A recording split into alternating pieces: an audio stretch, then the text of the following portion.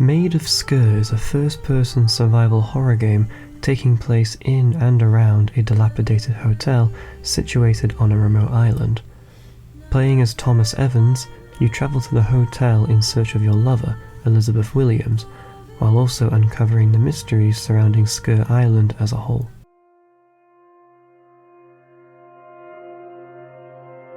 It's fair to say that Maid of Sker is a narrative-driven game. The core gameplay revolves around this, and it has a significant presence of world-building and a talented cast of voice actors to boot. Because of this, how you end up feeling about the game will be greatly influenced by how you are affected by the narrative. Before I discuss my thoughts on it, I'll provide a quick overview of what it is about. The game opens up with you, Thomas Evans, sitting on a train reading a letter from Elizabeth Williams, asking him to come to the hotel on Sker Island. The letter contains a lot of information that is initially pretty confusing, but as you progress through the game, it begins to make sense. She talks about how she is to be used by her father to lure people to the island. After refusing his command, she was imprisoned in the hotel. She asks Thomas to compose a melody to counter another tune placed within her mother's locket before coming to her rescue. If he does not, then there is no point in rescuing her. Yeah, like I said, it's confusing, but it makes sense later, I promise. Alas, after reading the letter, you arrive at the hotel grounds and explore the surrounding area for a bit, before heading up to the hotel building itself. On the way, you hear what appears to be singing in the distance, as well as seeing the occasional oddity along the way.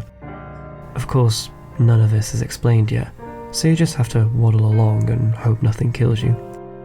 When you see the hotel for the first time, you immediately notice just how run down it looks. It's been quite some time since Thomas received the letter, so one of the first things going through my mind was, is she even still here? Everything looks old and abandoned, and you're not quite sure what to make of it at first. As far as first impressions go, this is pretty solid. It's got the right amount of spookiness to it that isn't overtly powerful, but has enough there to get you intrigued. Nevertheless, before long, you do find Elizabeth. Well, not really, kinda. You speak to her on the telephone. She reveals that she's hiding in the attic and that her father, uncle, and the rest of the hotel's inhabitants are not the same anymore and have become twisted monsters. She tasks you with finding music cylinders that can be used on the harmonium to eradicate the infliction spread across the island and bring an end to the madness. Naturally, these are scattered all over the place, meaning you get to see the hotel in its entirety. And so you do, all the while picking up letters and listening to voice recordings, which give you more insight into what exactly happened here that created this problem in the first place. One of my favourite aspects of the game is how its world building directly ties with the narrative itself. Without going into spoiler territory, over time you begin to suspect things aren't exactly the way you are being told they are, which makes you question what it is you're doing and why, and all of that is thanks to these world building elements. It's not just there for show, it all means something and is worth going out of your way to experience. As for what I thought about the story overall, it's fine. It's competent. It has a mystery, it goes through the paces, suffers from predictability, but not to the degree that it ruins the whole thing, and ends on a satisfying note. But that's it. There aren't really any standout moments that'll stick with me. If anything, it's more compelling on a conceptual level. I do think it goes on for too long, but that's mainly due to issues I have with the gameplay, which I will get to later on. If you're buying this for the story, then by all means go for it. It draws references from various Welsh folklore stories, and the hymns are directly inspired by a number of famous Welsh hymns. As somebody living in Wales, I can't say I really recognise much of it, but that's beside the point. The fact that this is the approach the writers went with is something I'll greatly appreciate. We need more Welsh representation in games. Anyway, I've waffled enough about the story side of things. Let's move on to something that is most certainly a standout aspect of the game, the visuals.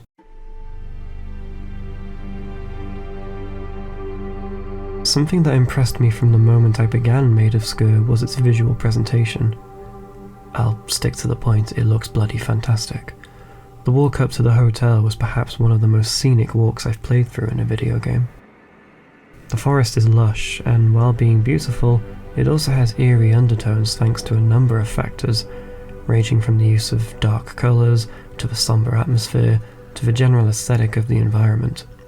These are all things the game continuously excels at, but I'll get to those in a bit. All you need to know at this point is that every level you explore is just as fantastic to look at as this. You can tell a lot of time was put into building the environments, and the work certainly paid off. Shame there's no photo mode. One minor nitpick I have, which is something I noticed during this part of the game, is that it looks ever so slightly blurred.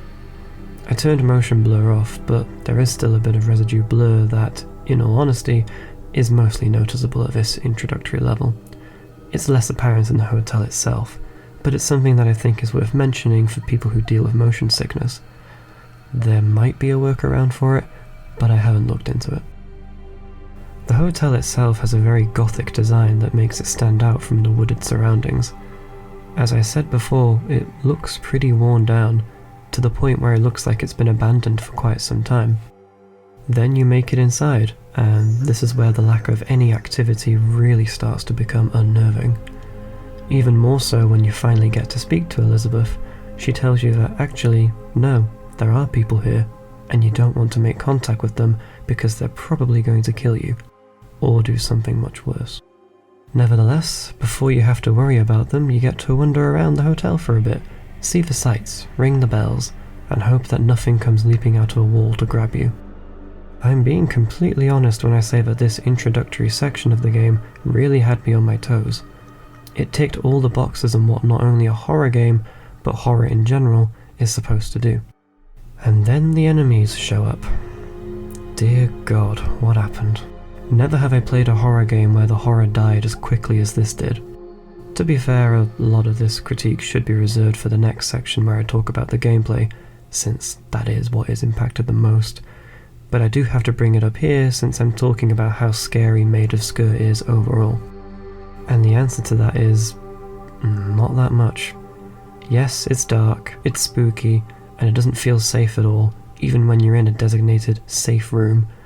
It has all the hallmarks of a good horror game, but it completely drops the ball with the way it handles its antagonists.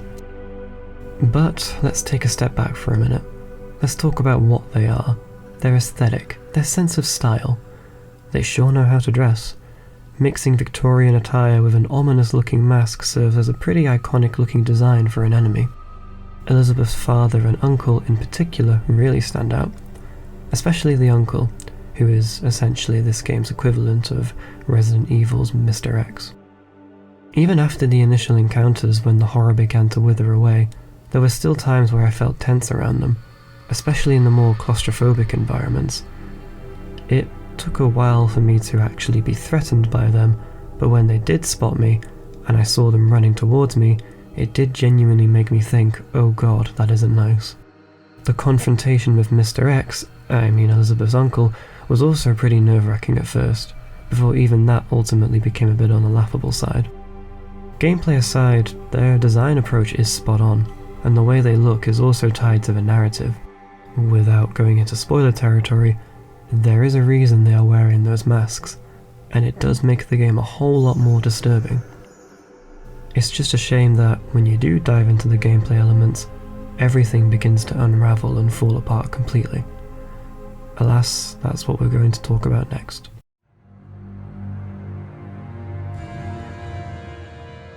Right, where do I start with this kerfuffle?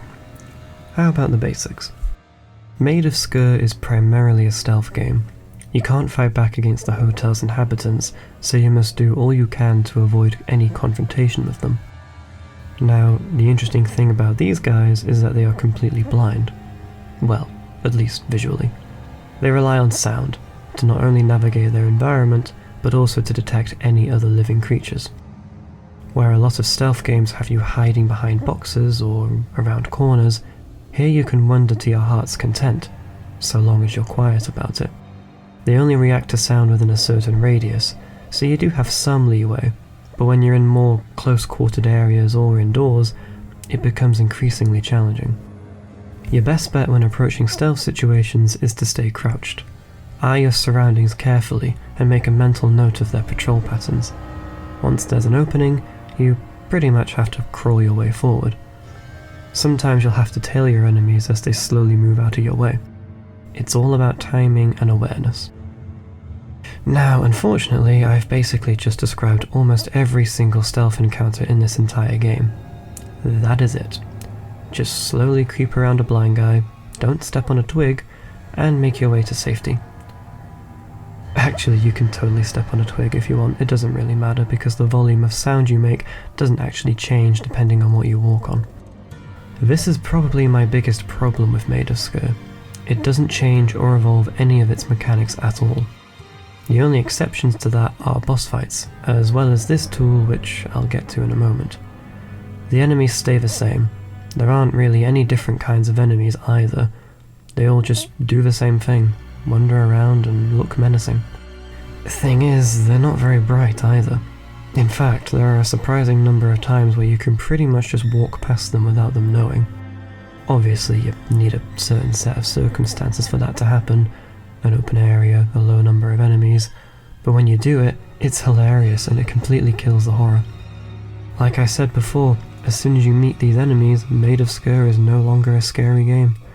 What you see the first time you encounter them is what you're going to experience countless times throughout the game's entirety, and it is so bland. There are a couple other mechanics though that do bring something to the table, which I'll go over. Firstly, you can hold your breath. Woo, exciting, I'm sorry. You'll use this whenever an enemy scrapes by you, since breathing makes a noise. What I love about this mechanic is that when you open your mouth again, your character likes to make this really obnoxiously loud noise every time, even if you were only holding your breath for 2 seconds.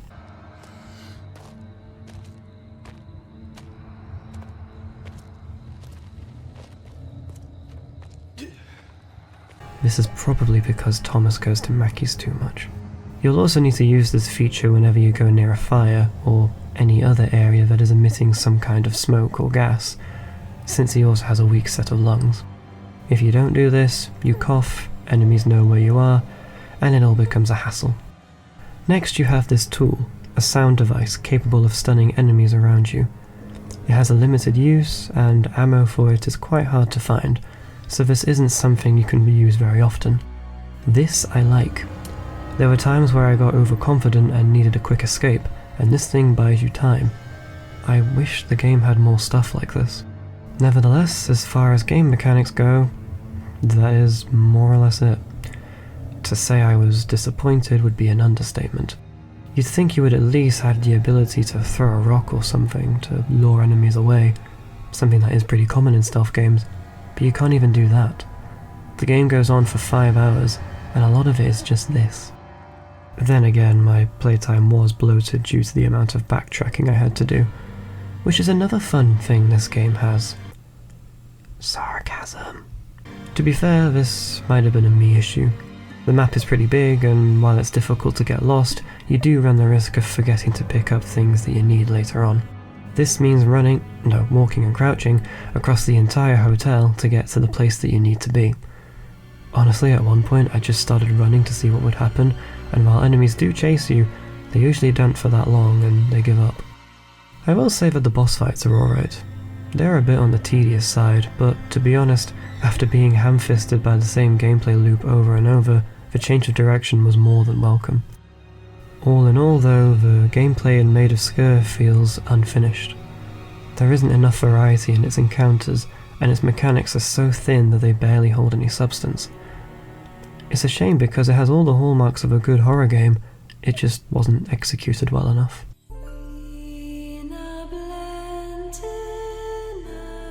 Maid of Sker takes a lot of inspiration from Resident Evil, and I'm not just saying that because of the Mr. X relative. You can also see it in its visual design and even in its gameplay.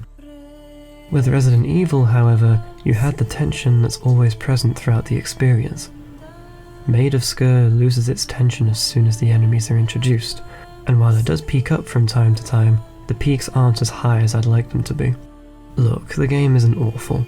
I like the story, and the world building elements and the graphics are gorgeous.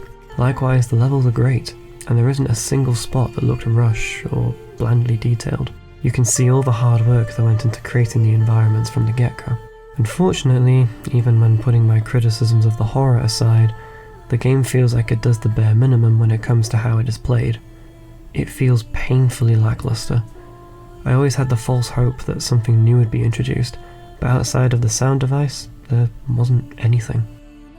I struggle to recommend it. Maybe it just isn't for me. If you're fine with a very simple gameplay loop, you might enjoy this more than I did. In my opinion, its simplicity was its ultimate downfall.